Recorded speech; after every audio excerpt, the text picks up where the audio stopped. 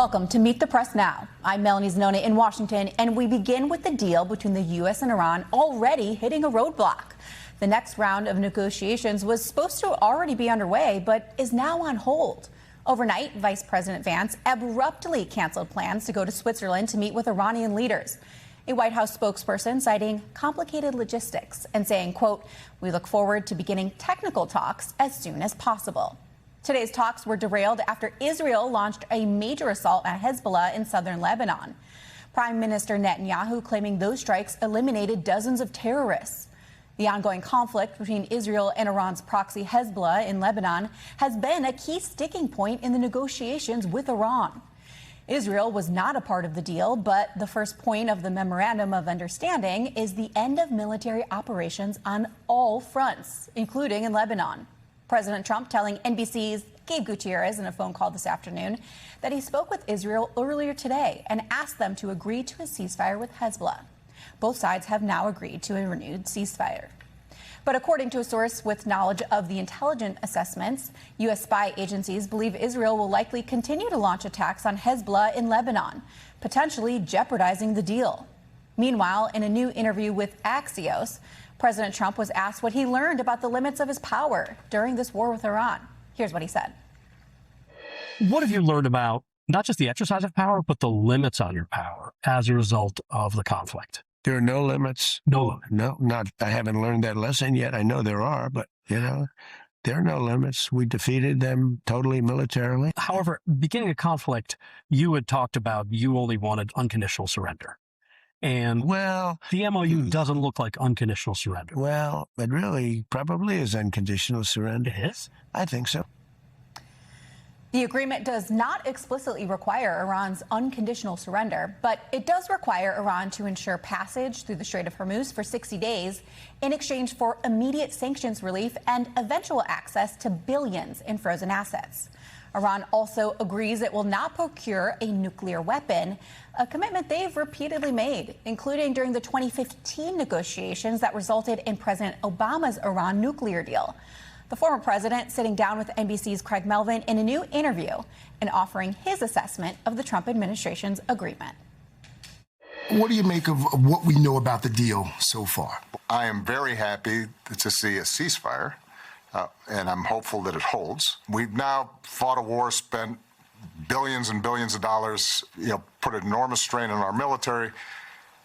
A lot of people have died, and it feels like we're back where we were before we started the war, except maybe a little bit worse off.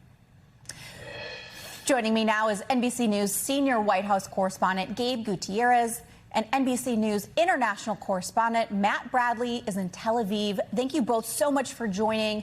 Gabe, I want to start with you.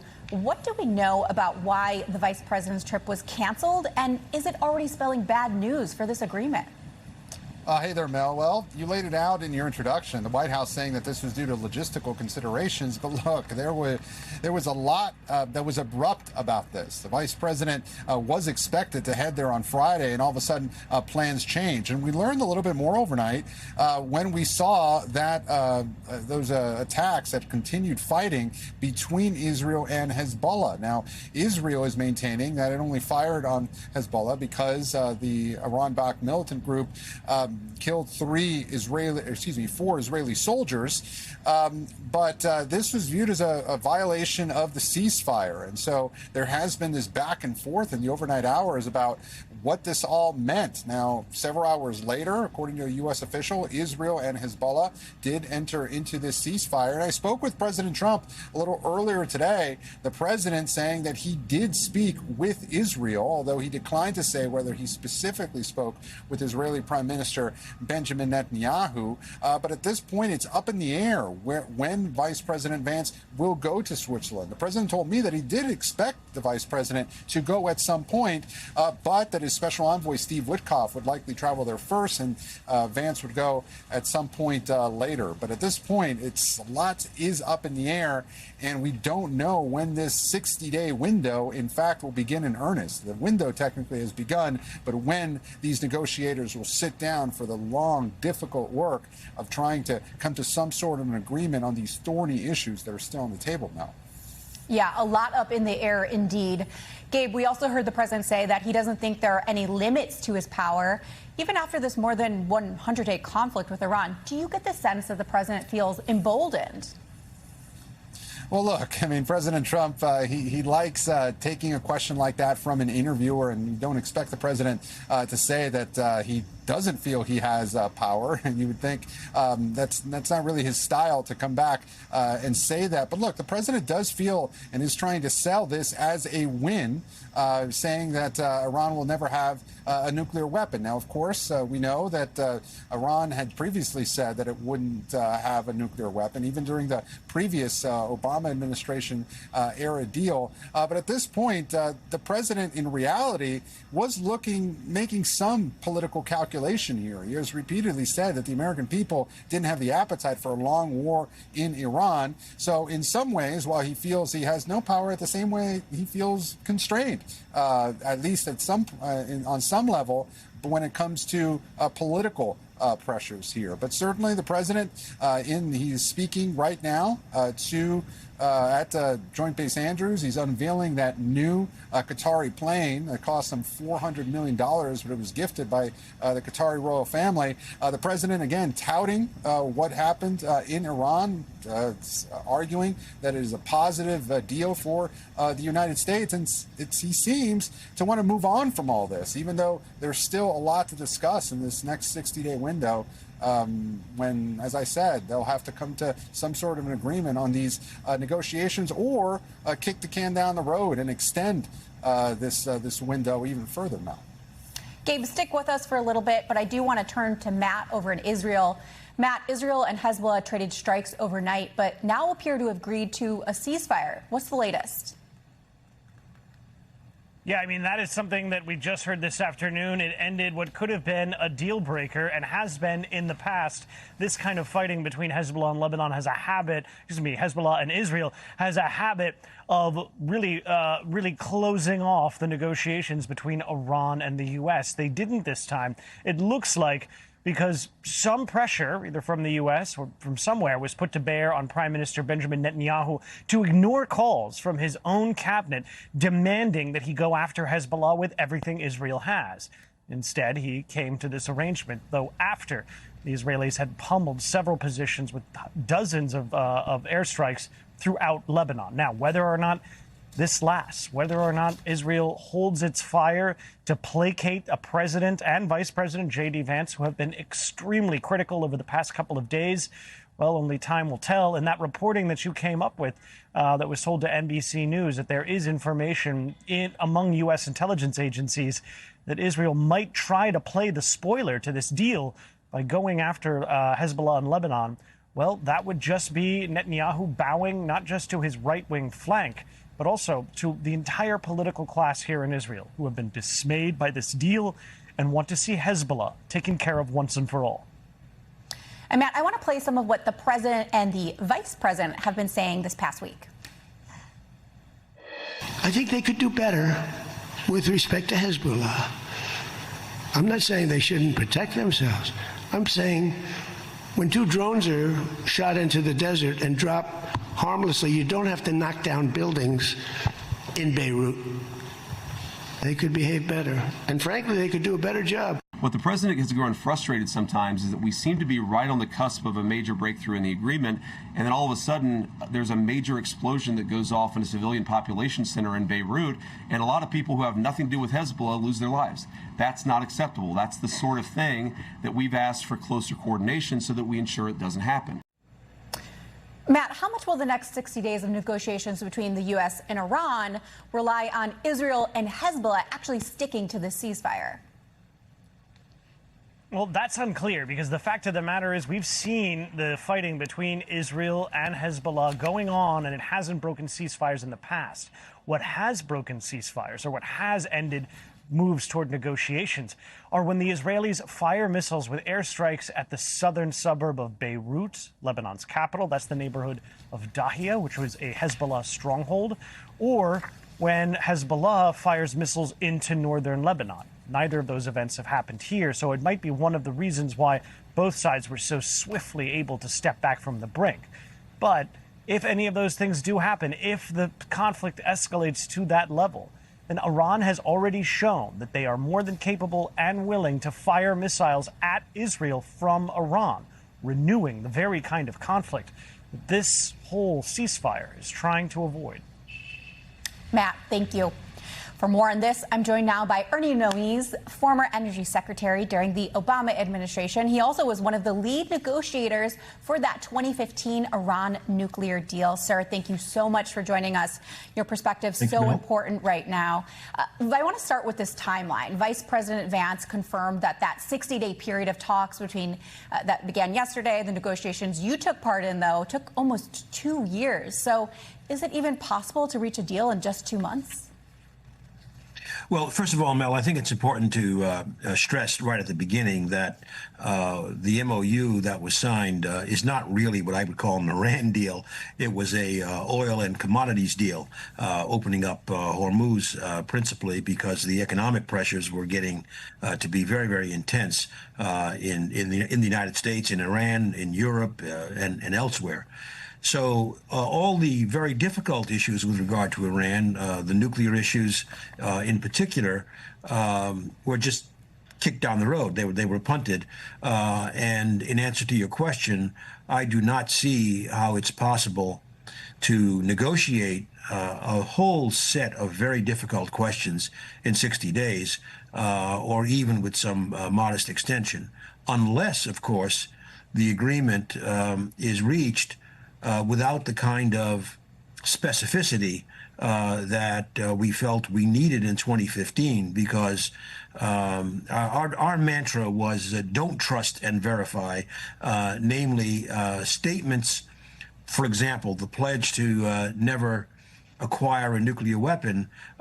Terrific. We welcome that statement, but we don't trust it. I mean, without the backup of, how do you in fact block the possibility? How do you verify that they are following the agreement with complying? So there's a lot to do unless, again, ambiguity is allowed to kind of be the style of the agreement. And if that's the case, I'm afraid the agreement is really not worth very much. History tells us that in dealing with Iran, we need very specific agreements. That's why the agreement, by the way, in 2015 ran more than 150 pages. It was not based upon trust. It was a don't trust and verify agreement, and the verification was absolutely central and extraordinary. It went well beyond what any other country is committed to doing. I want to play for you some of what Vice President Vance said yesterday when asked about why their deal will be better than the 2015 nuclear deal. Let's take a listen. The Obama nuclear deal allowed enrichment. Ours will not. The Obama deal allowed the accumulation of stockpiled weapons-grade material. Ours is actually leading to the destruction of that stockpile of enriched material. So there are many differences. The Obama deal gave them over $1 billion of American money. This deal gives them $0 of American money. So a lot of substantive differences, but I think the most important differences are where we're coming at it from a position of strength and the fact that our Gulf Coast partners love this deal. Sir, what is your response to that? And do you think the vice president is setting the bar perhaps too high when it comes to what the administration can actually get out of the Iranians? Well, first of all, every aspect of that comment has problems, shall we say. First, on the enrichment. It's important to understand that the objective that we had, that President Obama had, and that President Trump has, the objective is no nuclear weapon in Iran. The objective is not no enrichment per se. No enrichment can be a very effective way of enforcing the idea that Iran does not have a nuclear weapon. But there are other ways of doing that as well. And in fact, I think we demonstrated that in 2015. Now, whether this next negotiation can actually succeed with Iran zeroing out its enrichment activity remains to be seen. That's one of the very, very tough questions. I personally doubt very much that will succeed. I note that if you go all the way back to 2003, the Europeans, the George W. Bush administration, they all tried to get no enrichment. It failed miserably. That's why in 2015 we had to deal with 19,000 Iranian centrifuges. The second point about the weapons grade material, I just really don't understand. Our agreement was just the opposite. It had Iran confined for 15 years to 3.67%. To put that in context, that's a very, very low enrichment, lower than almost any enrichment you'll find in a nuclear power plant today. Whereas once the United States withdrew from the agreement, now over the last years, Iran has in fact accumulated nearly half a ton of 60% enriched uranium. Let's put that in context. 60% enriched uranium is directly usable in a nuclear bomb. So the withdrawal, quite the contrary, gave them that. And now our task is to roll it back. And we must roll it back. That, to me, is one of the highest priorities.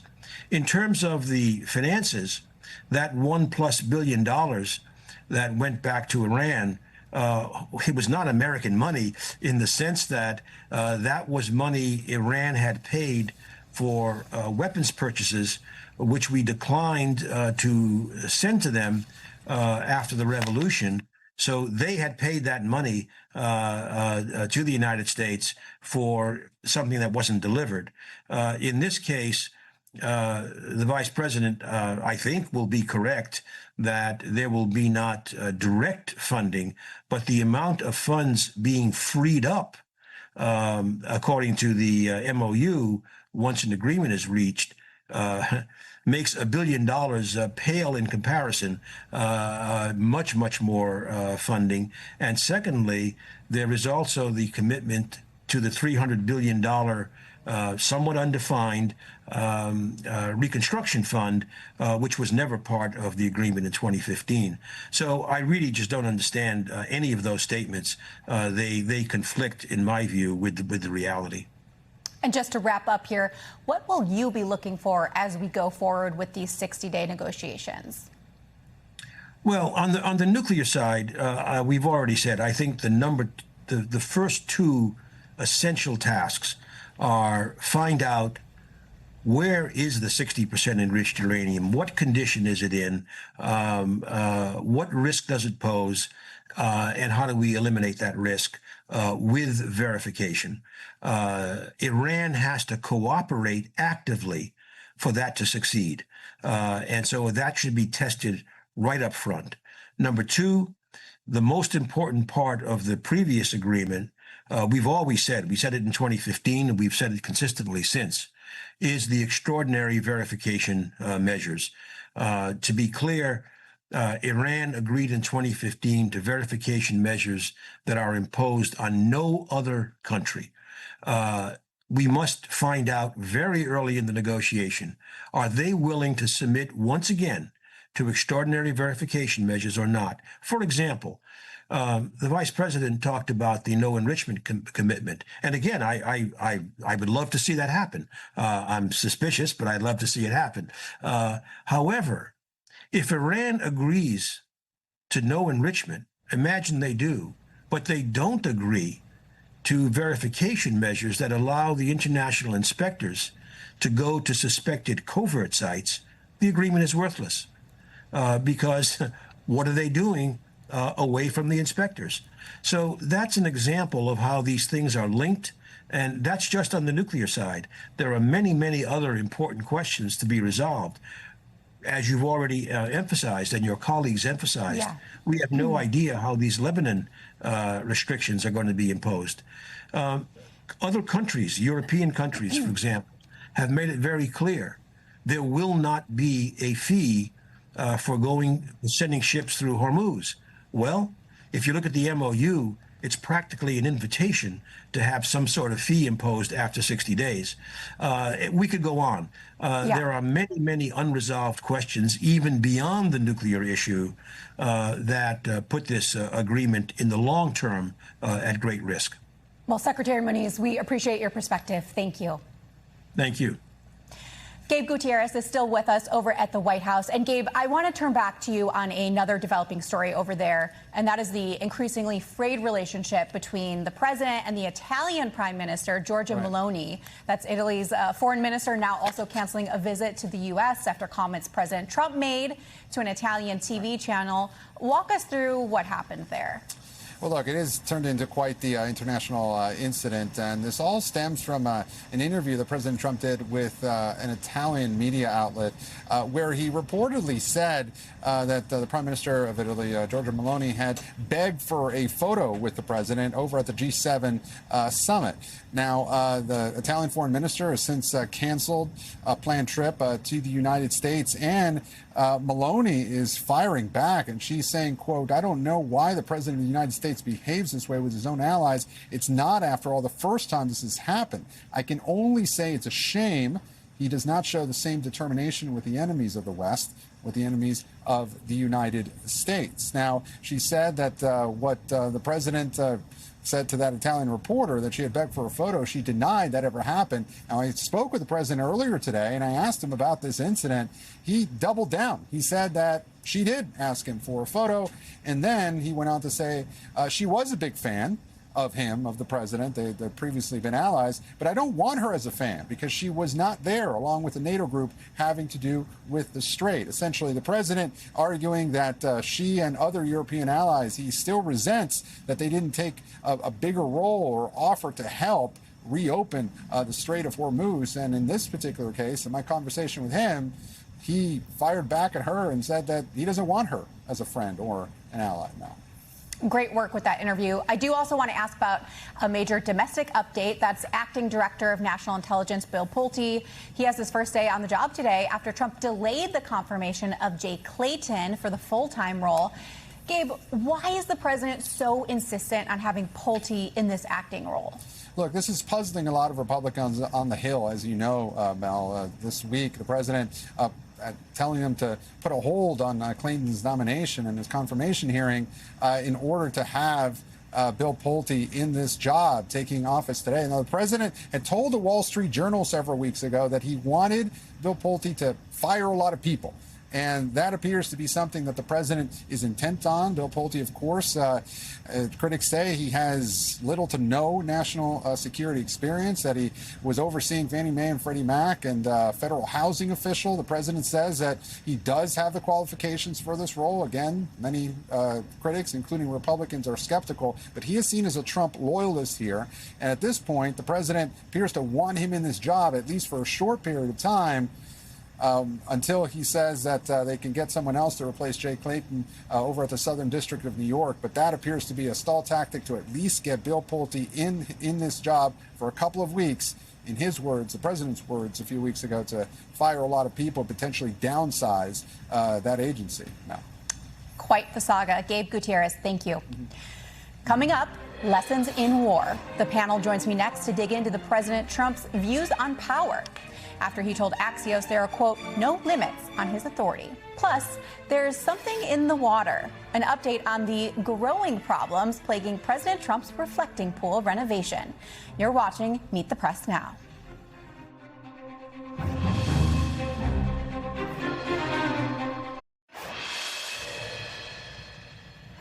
Welcome back. Joining me now is our terrific panel. Nicholas Wu, congressional reporter for Semaphore. Megan Hayes, former special assistant to President Biden, and Republican strategist Matt Gorman. He is also an NBC News contributor. Thank you all so much for joining. Happy Friday. We have a lot to dig into, but Nick, I want to start with that Axios interview that we referenced at the top of the show, responding to a question about what he's learned about the limits of his power. Let's play that moment.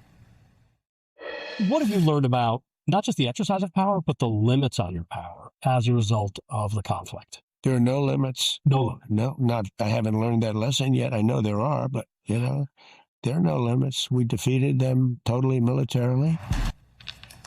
Now, Nick, is that statement at odds with reality, especially given the fact that he is agreeing to an agreement with Iran?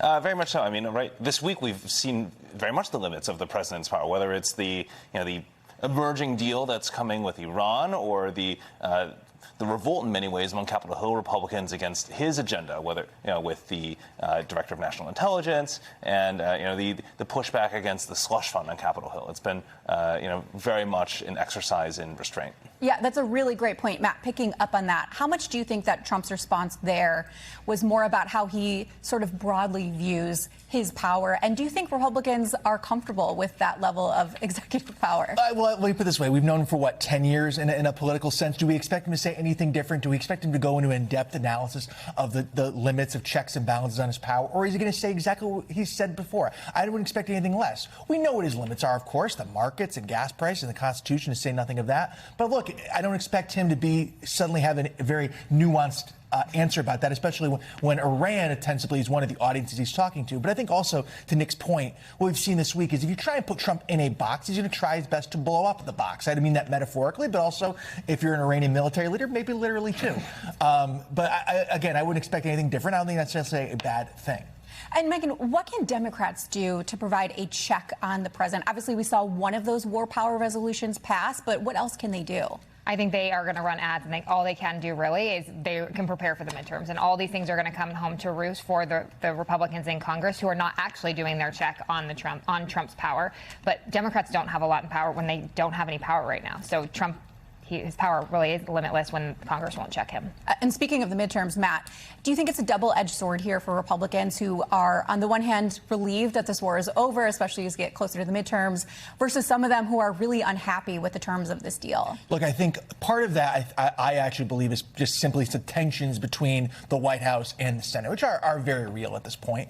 But I think, too, the White House and folks I've talked to close there believe that ending this war, this deal, is going to be politically popular, especially when the downstream effects, lower gas prices, and more of the normality we had earlier this year, especially when it came to gas prices. He was touting that in the State of the Union, come to pass. And they believe that folks that are skeptical on the Hill are going to be able to take credit for the downstream effects and enjoy the fruits of that. We shall see. Yeah. Staying on the topic of the midterms, though, Nick, there is a new ad out from a Susan Collins-aligned PAC hitting her Democratic opponent, Graham Plattner. I want to play some of that ad. I respect Graham Plattner's service, but he doesn't respect ours. Plattner falsely accused a military hero of war crimes. He said a Purple Heart recipient didn't deserve to live after being shot, trying to save his own troops. And Plattner blames his Nazi tattoo on military culture? That's insulting. And this is actually the third type of ad we've seen from this PAC, very similarly hitting him on some of his past controversial statements that he said on Reddit. Do you think these types of negative ads tend to be effective? Well, it remains to be seen how effective they'll be in Maine. I mean, we got to remember that the last time Susan Collins faced a competitive opponent, Sarah Gideon, in 2020, Democrats dumped millions of dollars of negative advertising against her onto the airwaves, and she won by a very hefty margin. And so the question is now whether, with something like this, we've reached almost a saturation point. Voters might know, all these negatives about him, and there's some parallels in the way that voters bake in a lot of those concerns in voting for Trump, right? They know that there are all these controversial things that have been said, and yet they might decide to vote for him anyway in the end because he's a Democrat. And Matt, how much do you think Susan Collins herself is going to lean into some of these attacks? Or do you think she will let people like the president and these outside groups do that sort of attacking for her? I think both. She's been a little bit more reserved so far, letting the Super PAC lead the way. But again, she didn't beat Sarah Gideon by being, a little shrinking violet. I don't think she'll be in this case either. But again, I don't think we've reached saturation point yet. I think the reason they're going out with something like this now is to define him relatively early, before it gets to be October or September, when there's tens of millions of dollars of ads across Maine and all across the country. Doing it now, letting it sit in, I think helps. Up until this point, Democrats have really thrown up their hands at a lot of these controversies. But do you think that is enough to just put it on Maine voters? Or do you think Democrats need to be out there more defending Plattner? Oh, I don't think Democrats should be defending Plattner. You are sacrificing Democrats across the country come 28 because you are now saying you don't believe women and you think that these things are okay for a seat in Maine that we don't need to have to do the majority. We can win the majority. There's other paths there. So start investing in Ohio and Iowa and North Carolina and Texas and let the Maine race go by its side, because you are losing those moderate voters that you're going to need to win in 28. And I just worry that there's a huge gender divide with the men in Congress sticking by him and the women not. And women who are moderates in Pennsylvania and in Wisconsin are seeing that, and they're taking note, and they will remember in 28. Do you think Democrats, especially the leadership, actually will try to pivot to some of these theoretically tougher states and cut off Maine? I don't think they'll cut off Maine, but I think that they've already seen them doing that. This was not Chuck Schumer's choice. I don't think he wants to throw a bunch of money behind this. But I also think this ad is interesting that it is targeting men and not targeting women, because Susan Collins isn't super popular with women in Maine because of Roe. So there's a lot of dynamics in this race that a lot of money is going to be spent, but Democrats would be wise to spend it elsewhere if they want to win the majority. And Matt, there is a real anti-incumbency theme that we're seeing, not just in Maine, but in other countries, states as well. How concerned do you think Republicans should be about that? I think it plays more so when you're seeing people in Washington run usually state races against outsider candidates. We saw this in one of the Dakotas, I believe, with Dusty Johnson. We saw it in Iowa. It's not a great track record if you're trying to leave Congress and do something in your state, like run for a statewide office. I will also say to Megan's point, we went through this as a party as well, where you have winnable Senate race that you just botch. You put candidates up that in races that you should be competitive, maybe even win. And certainly Maine. I'm also watching Michigan with Abdul Sayed. That could be another one where you leave points on the board essentially because you just nominate really unelectable candidates in swing states.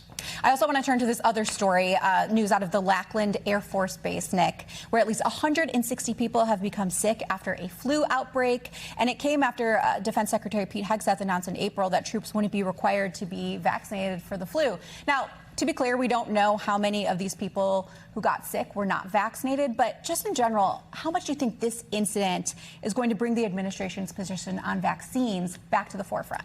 It very well might, and there's certainly a lot of risk to putting the administration on the defensive on this issue that is of course a big priority for folks like Hegseth, like RFK Jr. But for the general election, perhaps more moderate voter might end up blanching a little bit, seeing any kind of pushback against vaccines, especially something like the flu vaccine that folks get every year. Well, speaking of RFK Jr., they are planning to put him out on the midterm campaign trail this year. He has been a strong proponent of going against vaccine mandates. Megan, how much do you think that could become an issue in the midterms? Oh, I think it's a huge issue. He should go down to Texas, where Texas is last in healthcare and have the least amount of children registered. And these Maha moms are now going for Gina Hinojosa for governor, and will go for James Tallarico because of some of these policies. So if he wants to campaign in Texas, he should feel free. Matt, what do you think of that? Well, look, I think it also underscores how much the medical community has lost credibility for the last 6 years. I think vaccine mandates, again, and we're talking about the flu. And again, in most cases, people will be fine afterwards. It can be treated. And most workplaces don't mandate a flu vaccine. So again, I think this is very different. And I think this is, again, a downstream effect. But it's the military. It's military readiness, right? True. But again, it's also, it's rarely, aside from first responders, which again, you can quantify, we can have that debate, military qualifies as that. But again, most flu vaccines are not mandated for workplaces. And again, I think there's a downstream effect of how COVID lost the trust and credibility of a ton of regular folks, especially when it comes to mandating vaccines in workplaces. All right, we'll have to leave it there. Thank you for an excellent conversation, Nick, Matt, and Megan. We've got an update now, though, on the growing problems surrounding President Trump's efforts to revitalize Washington, D.C. ahead of the country's 250th birthday next month. One of those projects, the iconic reflecting pool at the National Mall, reopened last week following a more than $14 million renovation project. The overhaul was aimed at fixing leaks and ridding the pool of persistent algae growth. It also included painting the floor of the pool a color that the president proudly calls American flag blue. But just after a few days after opening, the pool became noticeably green with algae growth. The administration said it was working to remove the algae, dumping hydrogen peroxide into the water and using ozone-impregnated nanobubbles. Yesterday morning, the Interior Department posted to X that the water was, quote, crystal clear. But when NBC News paid a visit to the reflecting pool just this afternoon, the water remained green. National Park Service workers were seen vacuuming what the Interior Department says is the remnants of dead algae. Meanwhile, that American flag blue paint that the president touted, it is visibly peeling from the bottom of the pool. NBC's Gary Grumbach went to the National Mall to check it out. I want to show you into the water what this is actually happening. You see some of the bottom is actually peeling up of the reflecting pool. So this American flag blue is peeling up off the ground of the pool and just sitting in the water. So instead of American flag blue, what you've got here is algae green. Our thanks there to Gary Grumbach, always willing to go the extra mile to get the story. Up next, we're celebrating Juneteenth, the country's youngest national holiday, at the country's oldest independent Black History Museum. We're live in Chicago at the annual celebration of Black culture and freedom. You're watching Meet the Press Now.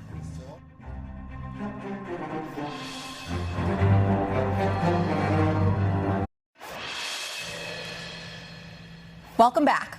Across the country today, Americans are celebrating Juneteenth with parties, parades, and concerts.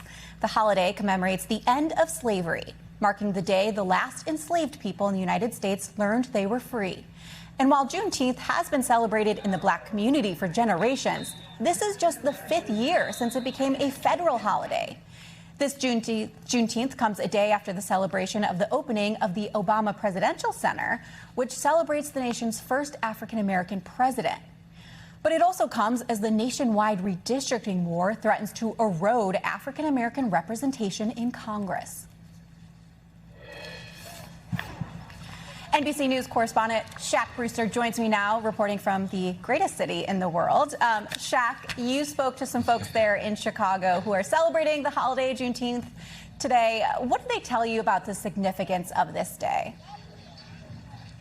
You know, a lot of people say it's very significant for them, and you find that a lot of people celebrate it in different ways. This is one of the festivals that City of Chicago has every single year. You see some of the people behind me. This is one of the food stands. This is just one of the small areas, though, that they have. There's music, there's dancing, there's vendors of Black-owned businesses, a true celebration of community. But something that you're also hearing today is a lot of reflection. People saying that this is a time to think about not just where we have come as a country, but where we should be going as a country. And I want you to listen to some of those conversations. We got a long way to go. I mean, we were free in 1865. You still see racism in different parts of the UC. Still see it here in Chicago. It's still kind of like segregated. We still got a long way to go, but I think we can get there if we come together as one. Freedom is being free of the need to be free. And if we still have a need to be free, then we're not free. And the way that things are going right now, while there's been a lot of progress over the decades, the fact of the matter is we still got a ways to go. Melanie, one thing that I hear every year I come to this event is there's somewhat of a divide in how people celebrate this holiday and how they have been celebrating this. For some, they've been celebrating it for generations. They've known about it growing up. For others, because it became a federal holiday, that's how it got on their radar, and now they find themselves newly celebrating this and still appreciating the history that it reflects. I think that's something you're continuing to hear, and is an impact of it becoming that federal holiday that people can enjoy. Well, Shaq, speaking of this becoming a new holiday, it is now only 5 years that it's been a federal holiday. How do most Americans feel about race relations overall?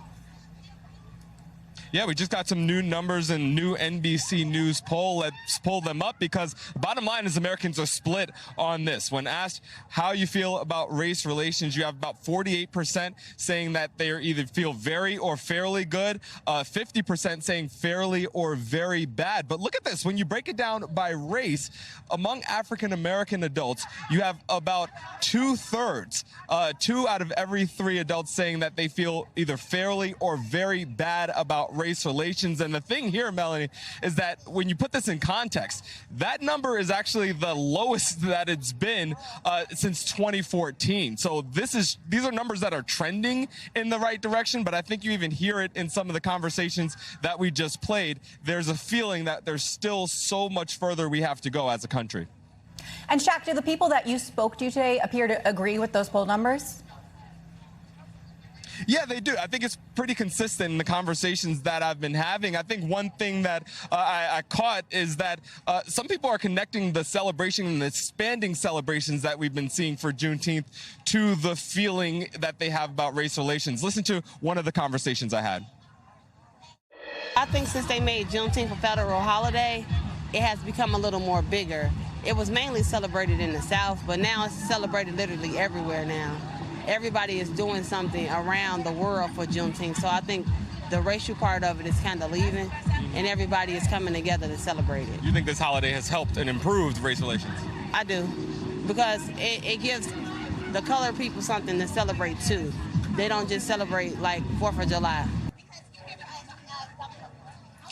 The thing is, Melanie, you're seeing events like this not just here in Chicago, but all across the country. Shaq in Chicago, thank you. Turning now to the latest installment of our Common Ground series, where we bring together people with different perspectives who are working together on issues that matter.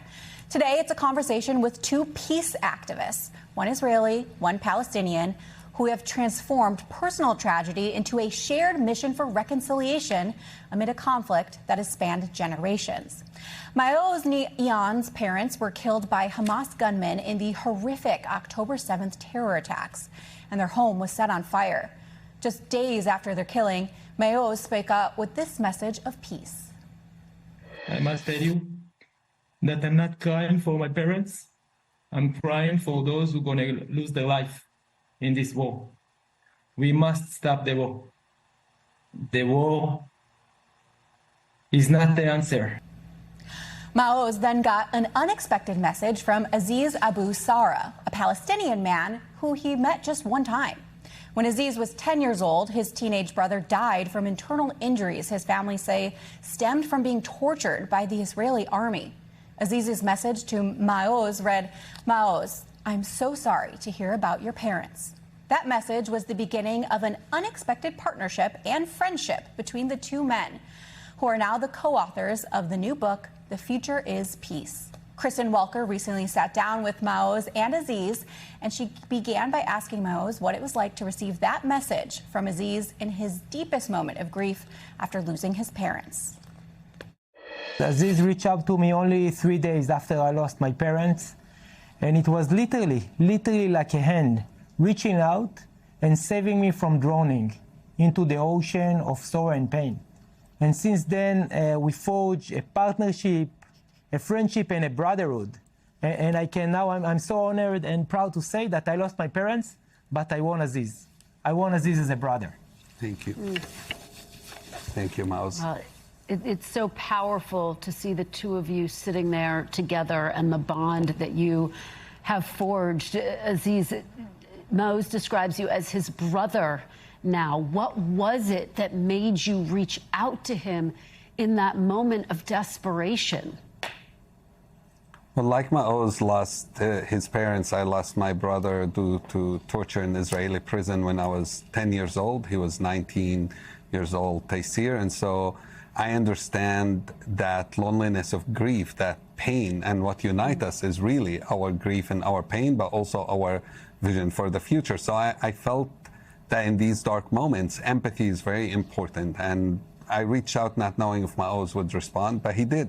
And he didn't just respond, he responded with tremendous empathy for people in Gaza, for the suffering there, and for speaking out against war. He was, I think, the first Israeli to do that after October 7th.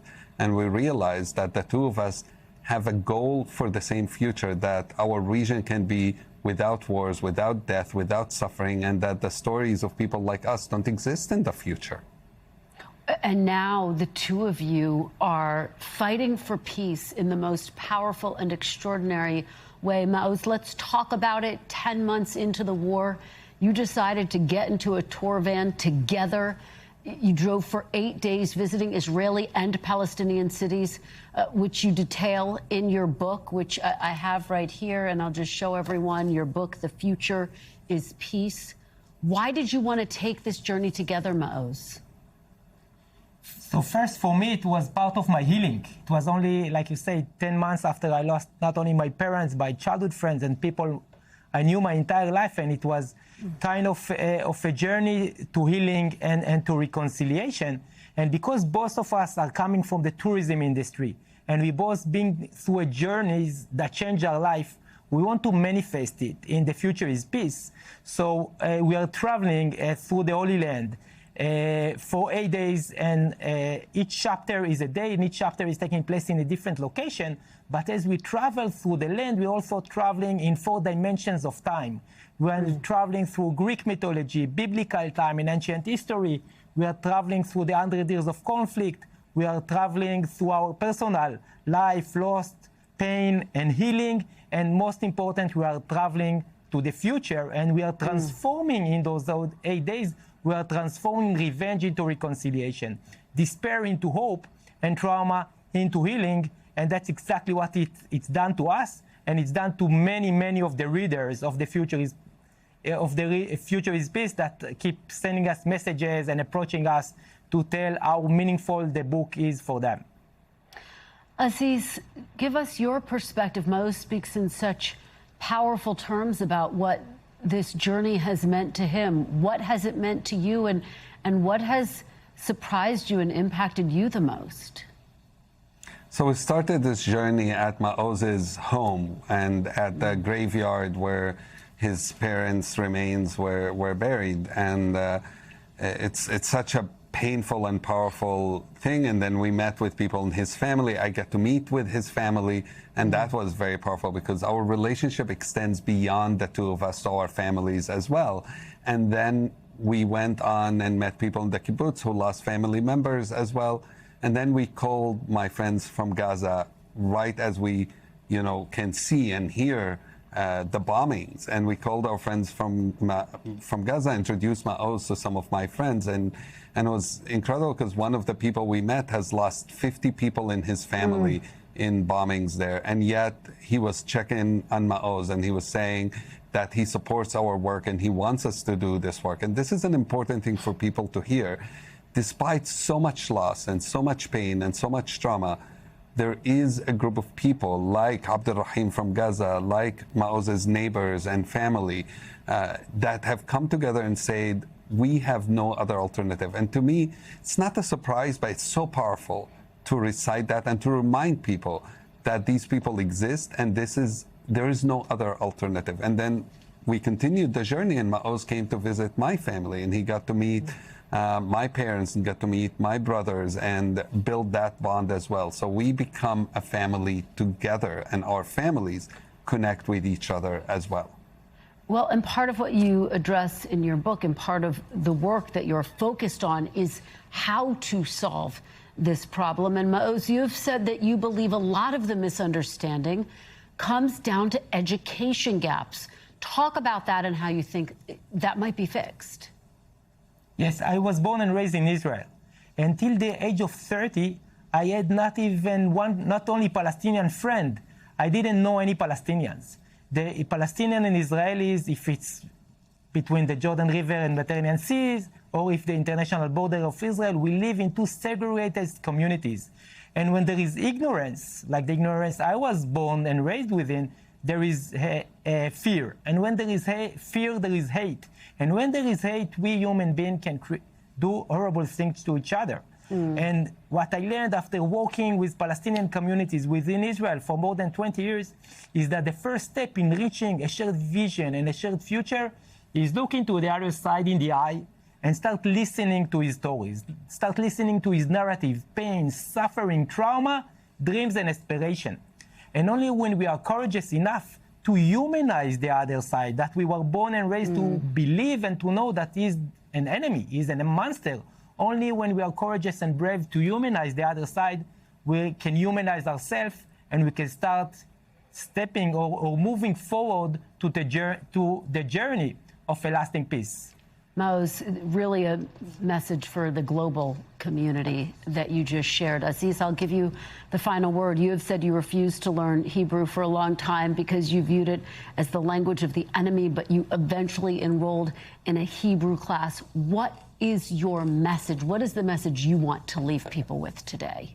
Well, like Maoz, I was 18 years old. First time I met an Israeli who wasn't a soldier and a settler and wasn't part of the occupation of the West Bank.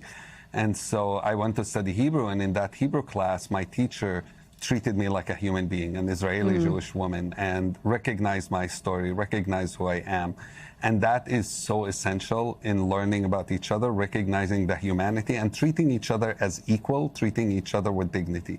And one of our favorite things we learned in this book as we writing it is poetry. Poetry from Israel, from Palestine. And one of our favorite poems comes from Samih al-Qasim, a Palestinian poet. And he talks about the journey.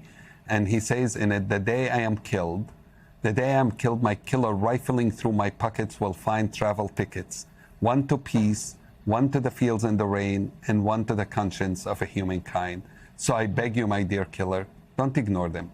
Do not waste such a thing. I beg you to take these tickets and to go traveling. And this is our message.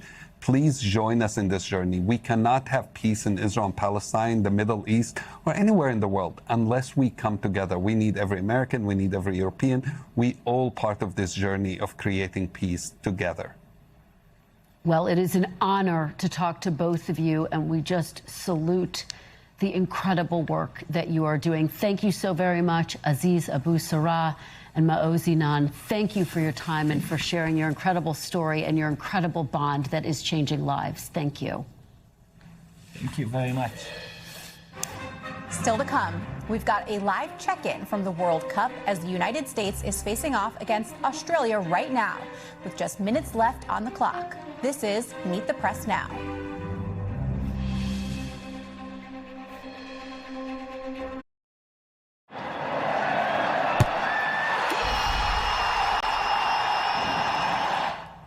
Welcome back. Right now, Team USA is leading 2-0 in the final minutes of this World Cup game against Australia.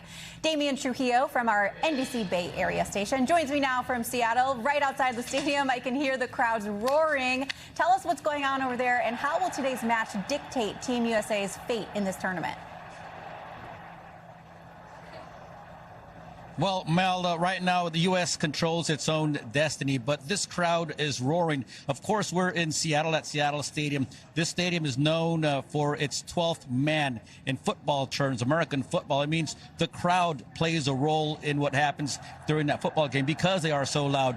They're just as loud, if not louder, here at the Seattle Stadium. The chants of USA, USA, USA are resonating here. And so, as I mentioned, USA controls its own destiny.